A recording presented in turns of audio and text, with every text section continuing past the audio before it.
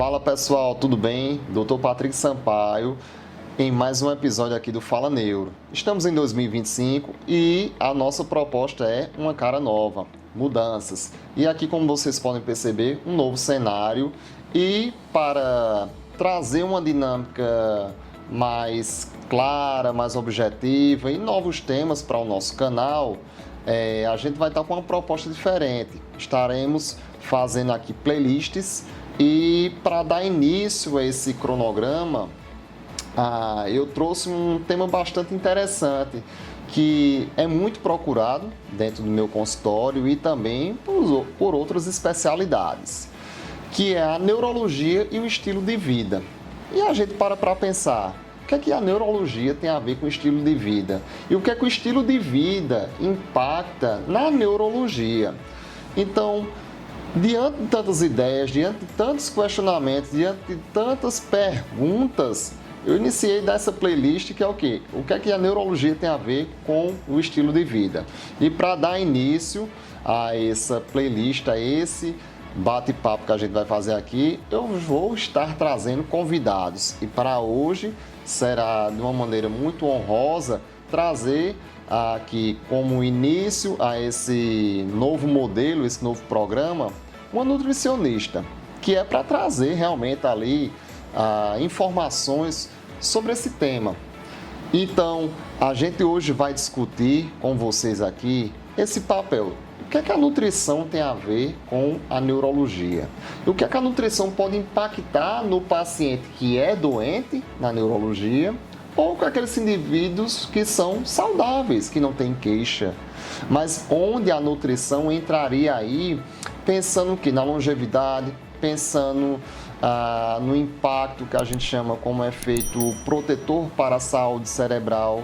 Então, é com imenso prazer aqui que eu vou apresentar a vocês nossa convidada hoje, Stephanie Botelho, nutricionista, grande amiga, e quero que você se apresente, fale um pouco sobre você e vamos começar aqui falando um pouco sobre como é que pode ter essa relação. Primeiro, eu sempre deixo eu acho que essa pergunta ela já nos traz a resposta automática, mas eu acho que as pessoas não têm a consciência dela. Que é o quê? Será que a nutrição pode impactar na saúde cerebral, na saúde do sistema nervoso? Então, a gente já começa com esse questionamento aqui, Stephanie. Então, muitíssimo obrigado pelo convite, Patrick. Estou aqui super feliz e honrada em poder participar dessa edição super especial na versão 2025 do programa, né? Meu nome é Stephanie Botelho, sou nutricionista clínica, especialista em emagrecimento e saúde da mulher, bem como também atuo nessa parte de neurologia, porque a gente recebe muito, como você falou, é super pertinente no consultório a gente tratar esse tema e esse assunto, que de uma certa forma, para pessoas leigas, elas ainda têm um acesso um pouco sutil, né? E o que a gente puder fazer para agregar valor aqui hoje com esse encontro, na verdade, vai ser uma honra para mim. Com certeza. Então, Stephanie, eu queria que você, primeiro, falasse um pouco. A nutrição, hoje, ela entra como, digamos, uma mudança de um hábito? Ela é uma mudança de estilo de vida ou não? Diante desse cenário, digamos assim, dessa facilidade que a gente encontra com muitos alimentos. Eu queria que você falasse um pouco, por exemplo, a facilidade que eu digo, eu sei, o fast food, ultraprocessado. Eu vou já falar que eu tive aula no último Congresso Brasileiro de Neurologia, era uma aula que falava justamente sobre a mudança do estilo de vida e isso como um fator de risco para doenças neurodegenerativas. E entrava, sabe o que aí, nesse estudo? Os alimentos ultraprocessados. É verdade, Patrick. Quando a gente pensa em neurologia, eu acho que as pessoas remetem muito só à questão de Alzheimer, de depressão ou de tantas outras doenças. Mas quando a gente fala também de pessoas que estão sintomáticas, e como é que são essas pessoas? Pessoas que têm dificuldade em ter uma atenção mais, um foco, pessoas que têm dificuldade na memória, pessoas que têm transtornos mais de oscilações de humor. Então, quando a gente pensa também nesses casos, nesses sintomas, que com certeza no seu consultório também tem sido tornado cada vez mais vulnerável de receber pessoas assim.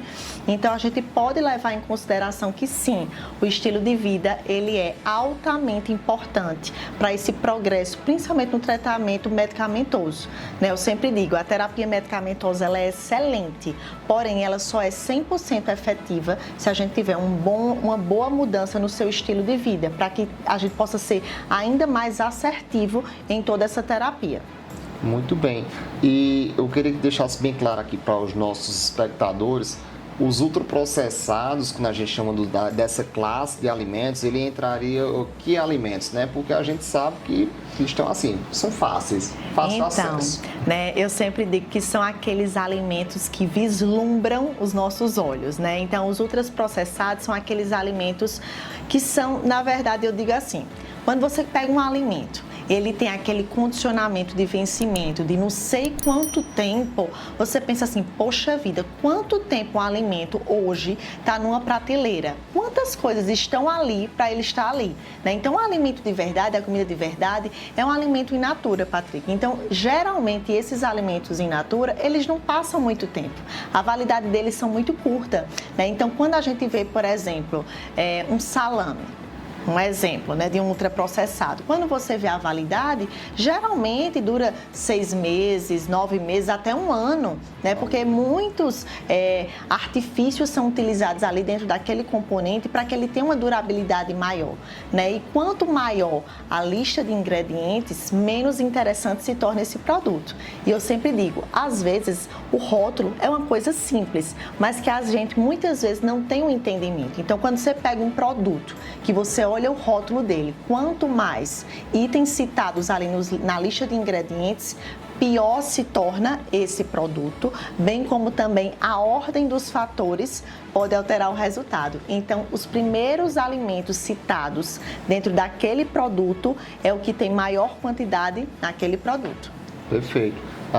Cabe bem lembrar os nossos espectadores, veja só, os ultraprocessados, eles estão numa teoria que a gente chama de alimentos que trazem um estado de inflamação. Eles ativam uma via inflamatória que começa via intestino, essa sinalização. Mas lembrando, porque o intestino está conectado com o cérebro. Bom, a gente tem um grande nervo ali, que é o nervo vago, em todos os terminais, eles vão captar essas informações e também essas substâncias vão entrar em corrente sanguínea. Uma vez entrada em corrente sanguínea, elas vão chegar também ao cérebro, mas veja só, não são substâncias que têm caráter, digamos, antioxidante, não são substâncias promotoras que trazem o quê?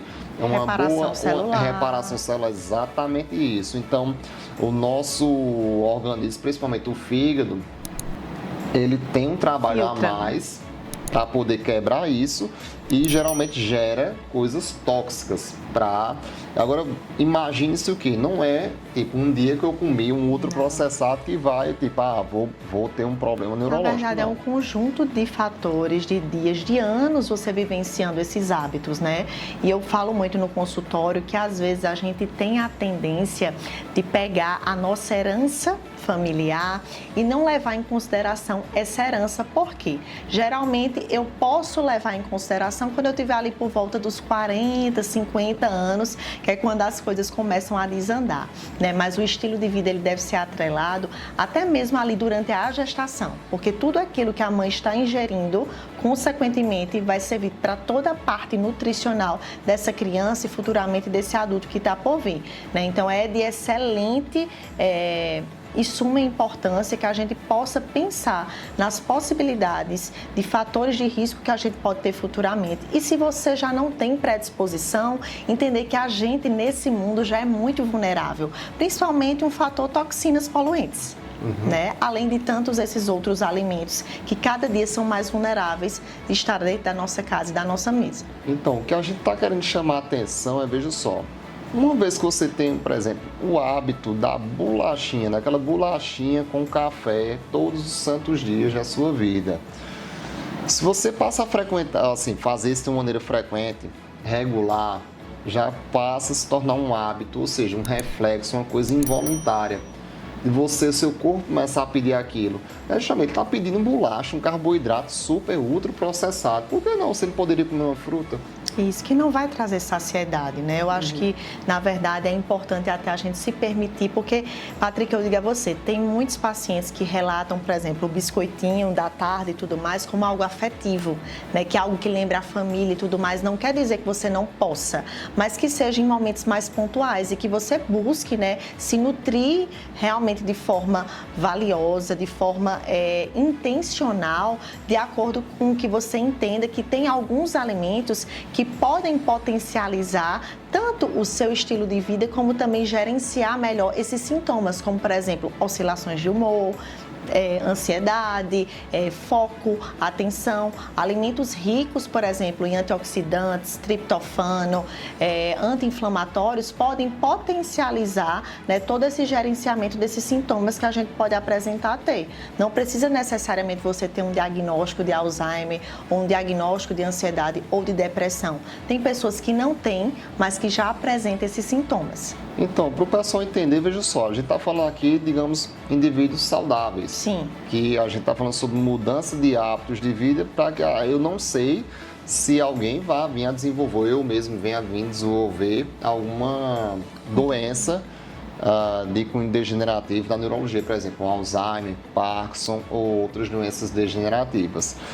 Tem vídeos anteriores, a gente já comentou um pouco mais sobre essas doenças, mas vai ficar para o bloco desses vídeos em específicos. Mas veja só, será, que é uma pergunta que eu deixo aí para o pessoal, para a gente fazer esse questionamento, essa reflexão. Será que eu, por exemplo, eu num estado de uma doença, suponha agora, eu tenho uma doença, já, digamos, meu cérebro já sofreu. Sim. Assim, ele está no estado doente, digamos, vamos pegar aqui como exemplo um idoso ou mesmo um paciente, digamos, até um pouco mais jovem ali, que tenha vindo a desenvolver, por exemplo, o Alzheimer ali, 60 anos. Eu digo assim, hoje, 60 anos eu considero jovem, eu não considero idoso não, Sim. Tá? A gente tem casos de pacientes com Alzheimer com 60 anos, mas que vêm... E até antes. Fechou o diagnóstico. Será que a nutrição para este paciente tem impacto? Com certeza. Então, aí onde é que o ponto que eu quero tocar? Parece bobagem quando eu chego no consultório e eu pergunto os hábitos alimentares aos pacientes. Vem cá, você come o quê? Eu pergunto, porque assim, claro que eu não vou montar um cardápio dietético, Sim. Não é minha função. Mas são as orientações básicas, né? Eu costumo fazer um rastreio. Eu costumo fazer um rastreio do tipo de alimento, do tipo do hábito alimentar que esse paciente tem. Por quê? O que acontece? Suponha que esse paciente tem lá o seu diagnóstico de Alzheimer, vou iniciar um tratamento medicamentoso, evidentemente, e diante do tratamento medicamentoso, vamos dizer que a base dessa alimentação é carboidrato, tipo, é bolacha, é pão de manhã, café com açúcar, leite, digamos que lanche da manhã não existe, aí o almoço, arroz, talvez macarrão, feijão, não sei se come algum leguminoso, lanche da tarde, algum carboidrato, alguma bolacha, vamos trazer para a realidade da gente, alguma bolacha, que geralmente o pessoal come bolacha mesmo, pãozinho biscoito, com manteiga. E de noite uma sopa gordurosa, para fechar com chave de ouro. Então assim, diante desse cenário que eu acho que é a realidade para muitas pessoas, isso daí para o paciente muda, tipo assim, poderia trazer impacto no desfecho da doença, a nutrição? Sim, com certeza, a gente traria, né, na verdade, um retardo, né, dessa doença, bem como também a efetivação da terapia medicamentosa, né? Eu acho que, na verdade, às vezes, as pessoas um pouquinho mais com o seu avançar da idade têm uma mentalidade, às vezes, um pouco mais arcaica, mais fechada para algo novo, né? Então, ainda é muito novo quando você diz que tem a terapia medicamentosa, a própria terapia com o psicólogo, que poderia ser super efetiva, terapia com fisioterapeuta, enfim, até os exercícios físicos também, tudo mais, né? Tantas coisas que podem agregar valor, tendo uma visão mais holística, que podem potencializar a efetivação dessa terapia medicamentosa. E às vezes a gente recebe muito paciente ainda que tem essa mentalidade mais fechada, né? Então eu sempre digo, nunca é tarde. Não quer dizer que você não vai estar vulnerável a nenhum tipo de doença. Porém, quando ela chegar, se ela chegar, né, vai ser totalmente diferente a sua resposta com relação à intensidade, velocidade, dor ou qualquer outro sintoma que vier a ter. Uhum. E é importante lembrar não só o Alzheimer, mas veja só, eu deixo uma dedicação especial para o Alzheimer porque nesse mês, ao final do mês, a gente vai ter a conscientização sobre o Alzheimer e também porque vai ser uma doença de uma maneira muito endêmica, é uma doença neurodegenerativa, são circuitos, áreas do cérebro que passam a ter um envelhecimento acelerado, essas células começam a morrer de uma maneira acelerada em relação às outras áreas do cérebro. E o que é que acontece? A gente tem que parar para pensar também justamente nesse hábito alimentar, porque o tratamento não é só medicamentoso. A gente sabe hoje que o tratamento do Alzheimer não é só medicamentoso. Eu tenho que garantir que esse paciente tem um aporte calórico, proteico, assim, com proteínas de alta qualidade, com vitaminas, suplementação com vitamina, e tenha níveis terapêuticos ali, que digamos que sejam suficientes para ele, de vitaminas, sais minerais.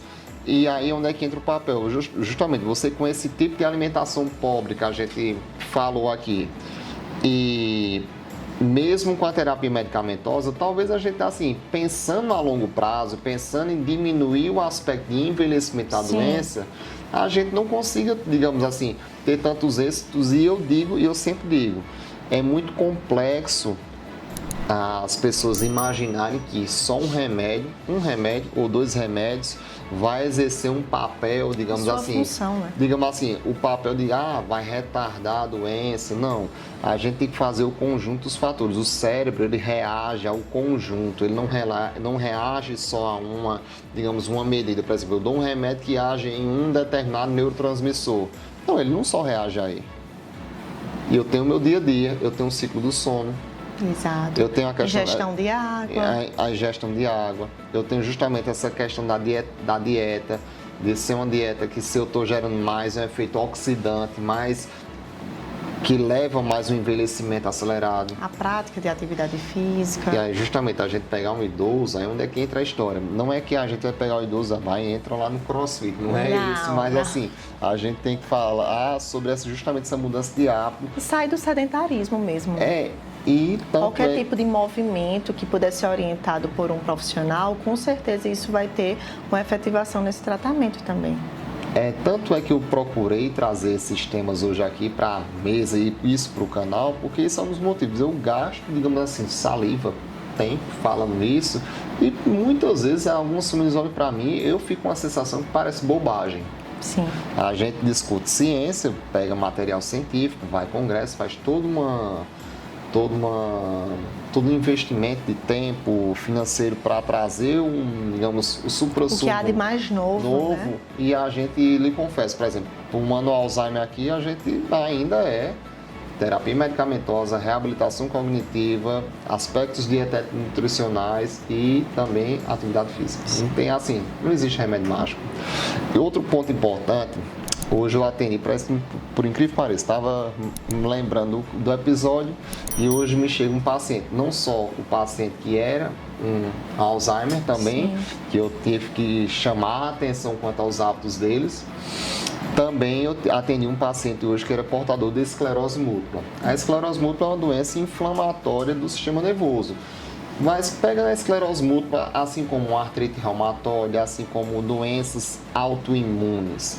Como a psoríase, a dermatite, que podem aguçar também. Isso, era exatamente isso. Será que a dieta poderia descompensar, digamos, minha exposição dietética, poderia aguçar, ativar manter o estado de inflamação para essas doenças? Com certeza, tem muitos alimentos que até são alimentos saudáveis, mas que podem ser gatilho para agravar a inflamação que você já tem, né? Então, sempre digo, quando está em crise, quando os meus pacientes estão em crise, seja de uma dermatite, seja de uma psoríase, ou seja, por exemplo, de uma enxaqueca, né? Ou, por exemplo, também rinite, sinusite, que é muito comum aqui na nossa região, eu sempre dou algumas orientações para a gente estar evitando alguns alimentos que podem ser precursores de inflamações, né? Como, por exemplo, eu sempre digo, o famoso caso do leite. O leite não é um alimento inflamatório, porém, quando a gente tem um gatilho de algumas doenças inflamatórias, como até mesmo a gente puxando o gancho, por exemplo, para a saúde da mulher, endometriose, SOP ou qualquer outra doença autoimune, são doenças que já são inflamatórias. Então, se você está num período de crise e você ataca com alguns alimentos que podem agravar, como é o caso da lactose, então, com certeza, isso já seria um empecilho para a terapia medicamentosa, né? Que muitas vezes a gente não tem noção, porque as pessoas vê por fora, na verdade, tanta informação que às vezes elas se sentem um pouco perdidas, né? Sim. Então, sempre chega muita gente com essas dúvidas, se podem agravar e qual o sentido de um alimento saudável poder agravar. Por isso que é tão importante a alimentação muito individualizada para cada paciente. Ô, Steph, nesse caso, por exemplo, para pacientes que têm a doença autoimune, seja realmente esclerose múltipla, assim como no meu caso, que eu termino realmente fechando diagnósticos, atendendo esses pacientes, certamente em algum momento eu vou estar encaminhando ao nutricionista, mas é claro, é muito individual saber que alimentos podem promover inflamação ou não, porque é uma coisa da minha biologia, ou seja, sim, um alimento para mim pode ser inflamatório, como para você não poderia ser. Isso. A pessoa tem que entender isso, digamos, o pessoal, para não sair generalizando algumas coisas, mas claro, assim, eu acho que alguns alimentos de maneira gerais podem ter um aspecto mais inflamatório, no caso as gorduras saturadas, digamos, a gordura de origem animal, que passou por aquele processo, por exemplo, o churrasco, ele é um alimento inflamatório. Na verdade, eu sempre digo que você deve descascar mais do que desembalar, né? Então, quando a gente pensa naquele alimento que você desembala muito, né? Como, por exemplo, um biscoito, um pipos, uma torrada, por exemplo, um salame, um presunto, um molho já pronto, que não seja uma composição interessante, você tem que utilizar o mínimo possível desses alimentos, podendo agregar sim, não estou dizendo que ninguém é impedido de utilizar, mas é como eu disse, gerenciar. O interessante é que as pessoas elas não querem gerenciar, elas querem fazer aquele uso diário, e isso acaba sendo um gatilho futuro, né, para possíveis possibilidades de doenças virem a acontecer. E outra coisa interessante, que era isso que eu ia até comentar contigo, assim, nessa linha de investigação, digamos, o cidadão não sabe muito bem o que ele tem, por exemplo, não sei quais são os alimentos que eu poderia ter, por exemplo, tenho esclerose múltipla ou tenho lá uma artrite ou outra doença autoimune e, porventuras, ele quer tentar descobrir ali se porventura tem algum alimento que esteja desencadeando a inflamação. Eu estava comentando isso porque existe sim um teste para isso, que é o painel de intolerância alimentar. Ele não é de alergia. Alergia é uma coisa. Intolerância alimentar. Realmente ele faz o sentido junto quando você tem, digamos assim, esse fundo, digamos, eu tenho um problema clínico, no caso, um diagnóstico, vamos pegar aqui esclerose múltipla, ou mesmo enxaqueca, enfim. E mesmo em tratamento, eu estou em tratamento, mas por exemplo, tem alguns sintomas meio ali, tipo empachamento, sintomas intestinais, desconforto, o trânsito intestinal um pouco mudado, muita acne, tem muitos sintomas ali inespecíficos que talvez essa pessoa não atribui a alguma outra coisa. Isso. Então aí esse teste ele entraria nesse ponto, porque eu vou te citar, eu tive uns 3 pacientes que uma enxaquecosa, uma epilética e esse outro tinha esclerose múltipla. Fizeram o exame. E eu mandei ao nutricionista.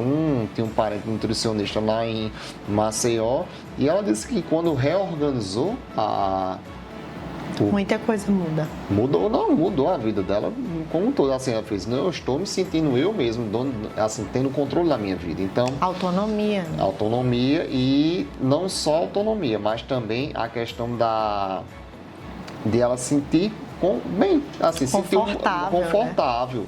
Então, assim, existem recursos para isso hoje, que era isso que eu estava querendo também chamar a atenção do pessoal, para não ficar naquela coisa meio neurótica, dizer, eu acho que isso me ofende, vou tirar. Eu acho que isso me ofende, vou tirar também. Que aí onde é que é o ponto que eu não encorajo as pessoas a vir querer fazer dietas ou restrições baseado em vivências de outras pessoas, né, na verdade. Exatamente. E outro ponto bem interessante que eu estava querendo ver, a gente já falou o aspecto dietético em pacientes que têm doenças neurodegenerativas, a gente falou dos pacientes com doenças inflamatórias, no caso as autoimunes, e também a gente quer falar também um pouco sobre a questão do hábito alimentar em termos de horários, porque eu acho que isso é uma coisa às vezes meio bagunçada. Eu pego muito também, por exemplo, a parte infantil. Eu tenho pacientes assim na neurologia infantil, no caso epiléticos, crianças epilépticas, ou mesmo que hoje, ou até no processo do neurodesenvolvimento, até eu não estou mais atendendo TDAH, mas atendi até um certo tempo, mas que eu via, sabe, uma falta de controle em questão de horário dietético, tipo, não tem horário para tomar café, não tem horário, não tem rotina de café, almoço e jantar. Como é que isso poderia impactar você como nutricionista? Qual o recado que você faz? Assim, isso aqui vai impactar desse jeito, se você não seguir uma rotina dietética. Na verdade, não só para esses pacientes, mas para qualquer outro paciente e qualquer outra pessoa na vida. Tudo na vida precisa ter rotina. Né? E eu acho que isso acaba respingando em todas as áreas. Então, Patrick, eu sempre digo que é essencial que a gente priorize os 4 pilares. Que pilares são esses? Uma boa qualidade de sono, uma boa ingestão de água, uma excelente terapia nutricional para que seja realmente individualizada para cada caso, bem como também a prática de atividade física, né? Então, esses 4 pilares, eles têm que ser inegociáveis antes de mais nada. E nem sempre a gente vai ter aquela motivação para fazê-los. Porém, tem que ter o quê? Consistência gradual e disciplina. Eu acho, primeiro, consciência do que deve ser da sua necessidade. Sim. Consciência da necessidade, porque se você não tiver uma consciência de que você deve fazer aquilo, porque não, assim, é normal, a gente passa por momentos flutuantes. Um dia eu estou muito animado, outro dia eu não estou, enfim. Outro ponto, Stephanie, que eu acho que eu sou muito procurado, muito perguntado também, por incrível que pareça no consultório, é a respeito do uso de ômega 3, magnésio e outros antioxidantes. Faz sentido? Agora vamos lá, eu queria dividir assim nesse ponto. Por exemplo, um indivíduo saudável que não, digamos, que não tem o hábito de fazer atividade física, faz sentido ele tomar, digamos, tem lá seus 40 anos, fui lá no teu consultório, tenho isso, mas eu quero prevenir, quero tomar. Aí eu queria jogar esse cenário. O outro cenário eu queria ter um cara que já faz uma atividade física, que já tem, assim, faz atividade física de forma regular, de forma recorrente, que realmente você acha que seria interessante realmente essa suplementação, ou mesmo um estado de doença, como eu te falei. Para esses suplementos que eu falei, faz sentido em algum ponto? Então, Patrick, eu sempre acho, na verdade, que existem coisas que podem agregar. E eu sempre falo que suplementos são a cereja do bolo. Na verdade, eles vêm agregar o que a gente já faz de excelente. Então, tem sim excelentes suplementos hoje no mercado que a gente pode colocar na introdução de alguns pacientes que podem ter alguns casos neurodegenerativos, como também pacientes que já são saudáveis, mas que têm alguns sintomas, como por exemplo, é uma pessoa desfocada, é uma pessoa que tem oscilações de humor, é uma pessoa que não tem um bom gerenciamento de estresse nem de ansiedade. Então tem realmente alguns neurotrópicos, que a gente fala muito sobre sobre esse assunto, bem como também alguns anti-inflamatórios, antioxidantes, que podem, por exemplo, gerenciar melhor esses sintomas e potencializar a terapia, tanto medicamentosa como também todos esses bons hábitos que ele já tem, né? Então, assim, na minha opinião, é essencial, sim, a gente colocar para agregar valor. Outra coisa que eu vinha lembrando era um aspecto importante. Eu atendo muitos pacientes parkinsonianos e tem um detalhe importante na terapia para o Parkinson, que eu sempre tenho que mandar para o nutricionista. O remédio que a gente usa para o Parkinson, digamos, um remédio que a gente chama o cardinal para os sintomas, principalmente que a gente chama os sintomas de congelamento da doença, porque o Parkinson, dentro da neurologia, por incrível que pareça, é a única doença que você tem um transtorno no movimento, que você fica congelado, mas também você treme. Você tem um transtorno hipercinético, você treme, mas também você é congelado. Negócio meio louco mesmo. Enfim, existe isso aí e é a doença de Parkinson, né? Só que o remédio, o que a gente chama, que tem o neurotransmissor, Sim, que é a dopamina, que é o que você precisa para melhorar esses movimentos, ele se chama o Prolopa, que é o nome comercial mais conhecido dele. Ele tem uma interação com alimentos. Se eu estiver com o estômago cheio, ele interage, ele não perde, resumindo, perde o efeito. Então, nesse ponto, que é onde o nutricionista tem que fazer a magia. Que eu digo essa assim, interação droga-alimentação, né? Não, porque ele tem que tomar um remédio em jejum, mas ele tem que ter um aporte calórico adequado. Também ele precisa de proteína, uma quantidade de proteínas diária, mas também não pode comer muita proteína porque ele pode ter uma digestão, assim, uma digestão muito prolongada, porque como o horário do remédio, geralmente a gente tem umas frações de em 4 horas. Sim. Então, entre uma tomada e outra, tem que estar mais ou menos com o estômago vazio. Enfim, tem essa confusão, tem esse detalhe, e é um paciente que eu tenho que dizer, vai lá para o nutricionista que eu preciso corrigir seu perfil dietético, e sou constantemente questionado, mas por que eu tenho que ir para o nutricionista? Eu disse, porque precisa. Eu vou lá saber se do qual a tua necessidade calórica de proteína e outra.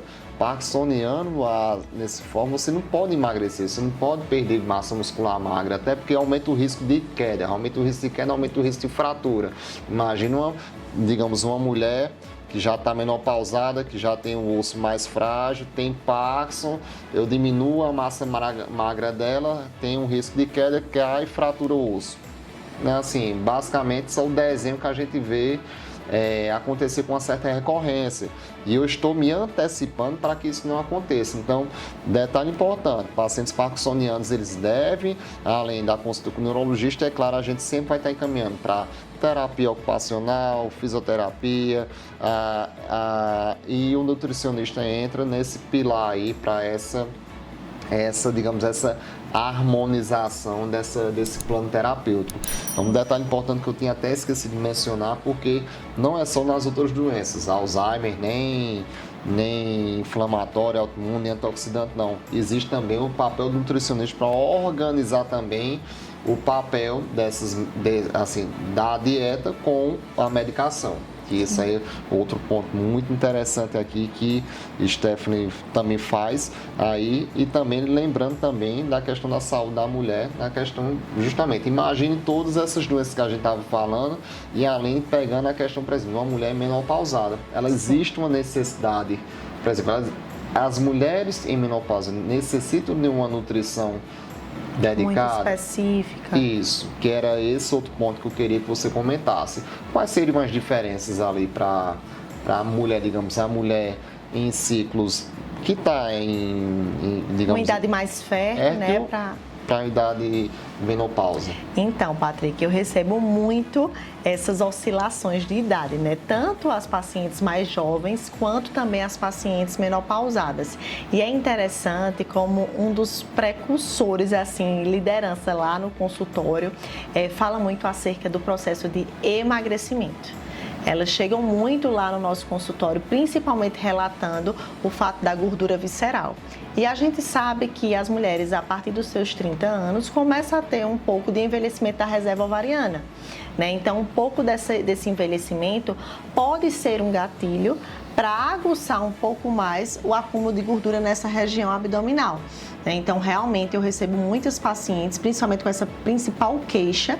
E aí, quando a gente entra na menopausa, que tem essas oscilações, tanto hormonais como consequente de humor, de hábitos alimentares e tudo mais, é um pouco mais complicado se você já não tem um estilo de vida muito bem alinhado anteriormente a essa fase chegar. Então, por isso que é interessante você ter todo um estilo de vida para que quando essa fase em que há oscilações de humor, oscilações de temperatura, oscilações voltadas para a parte hormonal, você já esteja muito bem alicerçada, sua base já está montada. E realmente, há alimentos que podem melhorar um pouco mais essa questão mais inflamatória, como também a suplementação para que possa gerenciar melhor esses sintomas, que são causados principalmente nessa fase de menopausa, como por exemplo, o fator de temperatura mais oscilante, o fator também de estresse, de ansiedade, descompensa muitas vezes em alimentos mais gordurosos, né, o que causa consequentemente o acúmulo dessa gordura, que é a principal queixa delas. E é até importante lembrar que também a gente vai ter aquela questão do efeito protetor do hormônio feminino em relação à saúde óssea. Isso né? mesmo. A gente vai ter que ter uma dedicação maior. Lembrando, não adianta só tomar cálcio, se entupir de cálcio, também não faz atividade física. Lembrando disso que assim, para a osteopenia, prevenir a osteoporose, independente se você tem uma doença ou não. Eu estou falando isso da neurologia porque vejam só, a neurologia em alguns transtornos ele vai causar limitações. Isso. E essas limitações, motoras ou não, podem levar à perda de equilíbrio. Perda de equilíbrio é risco de quedas. Risco de quedas é grave em pacientes que tem osteoporose. Por quê? São fraturas, e fraturas que levam à restrição e à imobilidade. Isso. Você vai impactar digamos, na qualidade de vida desse cidadão. Digamos, poderia ser um paciente até um pouco mais jovem, ou mesmo um idoso que era funcional, que tinha a sua independência, e por causa, digamos, de uma má condução, seja familiar, a falta de estoque muscular. Não, é uma falta de má condição, digamos, da família, orientação, tudo, pode levar, digamos, ele está no estado de doença, osteoporose, tem uma doença neurológica, queda, e ele arrumou mais problemas ainda que foi em cima de uma cama. Assim, são situações muito difíceis, mas eu tenho que estar chamando a atenção aqui para justamente que essa mudança, mudar um hábito, requer que eu persista num hábito novo por mais de 21 dias, consequentemente. Ou seja, para eu mudar um hábito de sono, eu tenho que persistir dormindo cedo, naquele mesmo horário, por mais de 21 dias, seja fazendo com a alimentação, seja bebendo água, enfim, seja até mudar hábitos de pensamentos também. Existe também essa questão de comportamentos. Então, eu sempre trago aqui que no meu canal eu sempre trago a real, não tenho, digamos, patrocínios nem papo na língua aqui. É a vivência do nosso consultório. Exatamente, e eu trago isso de uma maneira mais simples para que aqueles espectadores que me acompanham tanto nas redes sociais da minha clínica, ou quem não me conhece, quem é de outros estados, mas que pegam um conteúdo mais claro e objetivo e entenda a real necessidade.